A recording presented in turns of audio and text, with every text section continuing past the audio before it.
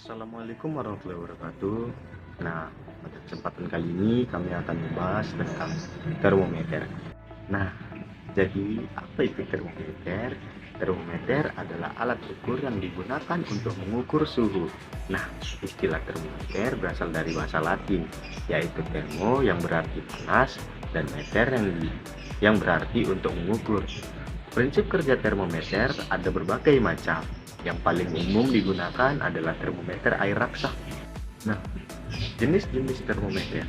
Ada beberapa jenis termometer yang digunakan, antara lain adalah termometer cairan, termometer gas, termometer bahan padat, dan termometer optis.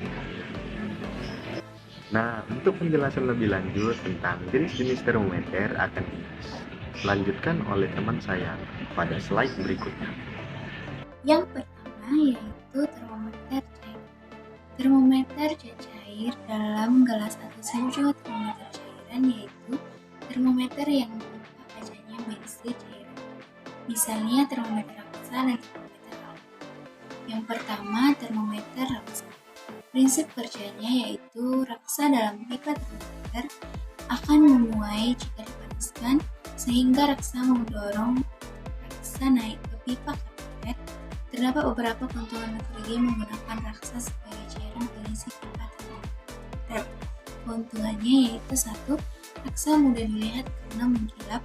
Kedua, raksa tidak membasahi dinding pipa termometer. Ketiga, volume raksa berubah secara teratur ketika terjadi perubahan suhu. Yang keempat, jangkauan suhu raksa cukup lebar yaitu minus 40 derajat Celcius sampai 350 derajat Celcius. Yang kelima adalah raksa dapat terpanasi dengan merata sehingga dapat menunjukkan suhu dengan cepat dan tepat. Yang kedua, kerugian.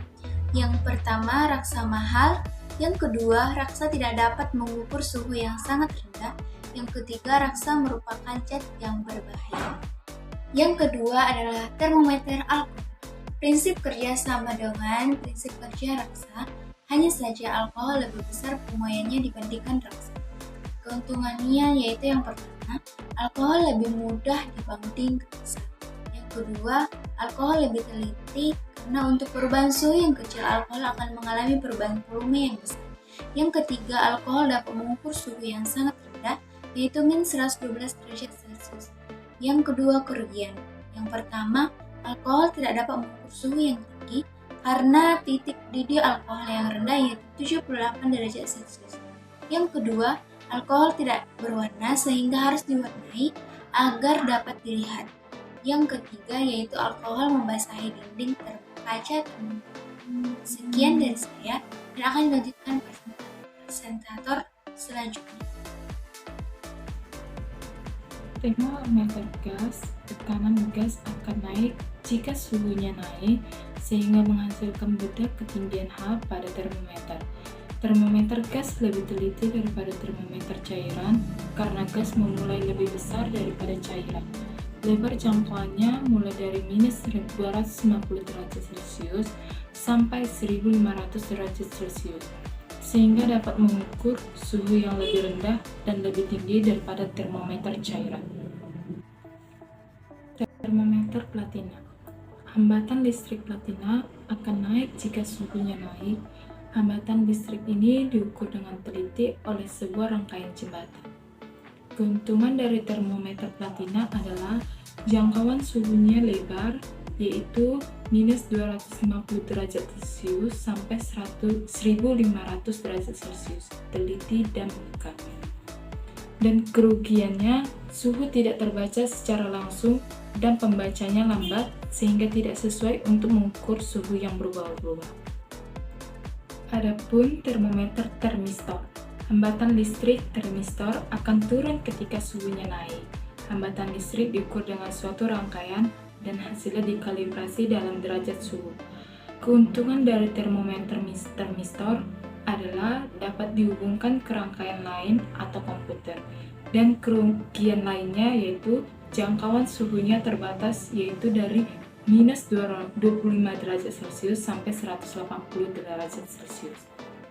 Selanjutnya, termometer termokopel. Prinsip kerjanya yaitu suhu yang berbeda akan menghasilkan arus listrik yang berbeda. Perubahan arus listrik ini akan diukur dan dikalibrasi dalam derajat suhu. Keuntungan dari termometer ini yaitu satu, jangkauan suhunya besar, min 100 derajat Celcius sampai 1500 derajat Celcius. Yang kedua, dapat mengukur suhu dengan cepat. Yang ketiga, dapat dihubungkan ke alat lain seperti komputer. Yang keempat, ukuran termometernya kecil. Kerugiannya yaitu kurang teliti dibandingkan termometer gas dan termometer platina. Selanjutnya, termometer bimetal. Prinsip kerjanya yaitu termometer ini mengandung sebuah keping bimetal tipis berbentuk spiral yang jika dipanaskan akan semakin melengkung untuk menunjukkan suhu yang semakin tinggi. Selanjutnya ada termometer optis. Termometer optis bekerja berdasarkan analisis spektrum cahaya yang dipancarkan. Karena setiap warna cahaya yang dipancarkan oleh suatu sumber cahaya menunjukkan suhu tertentu dari sumber cahaya tersebut.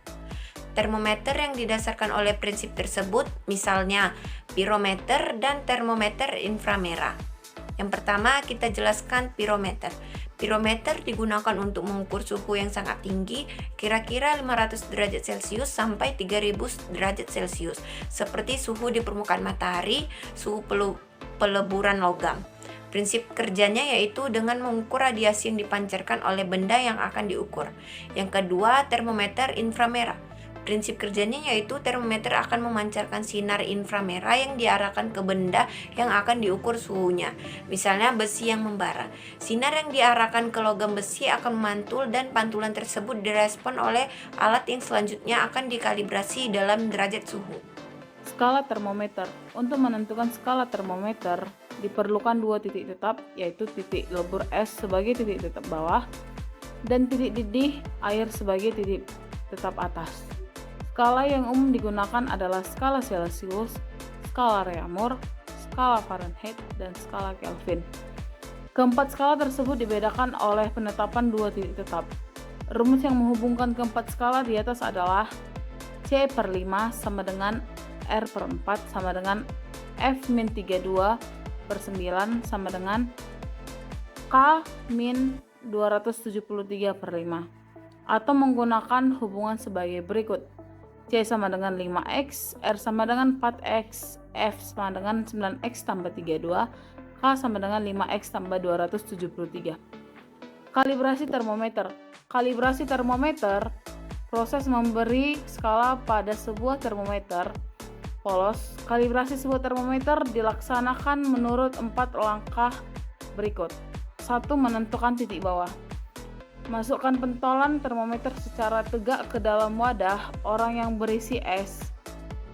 Ketika air hasil leburan es menetes juga jatuh dari corong, biarkan beberapa saat sampai tinggi permukaan raksa dalam pipa kapiler sudah tidak berubah. Tandai ketinggian raksa dengan garis dan tuliskan angka di sampingnya atau X0. Pada skala Celsius, titik bawah sama dengan 0 derajat Celcius. Yang kedua, menentukan titik atas. Masukkan termometer ke dalam bejana berisi air murni dengan pentolan termometer berada sedikit di atas permukaan air. Panaskan air tersebut sampai mendidih. Biarkan lama sampai tinggi permukaan raksa dalam pipa kapiler sudah tidak berubah. Tandai ketinggian raksa dengan garis dan tuliskan angka di sampingnya X100. Pada skala Celsius, titik atas sama dengan 100 derajat Celcius.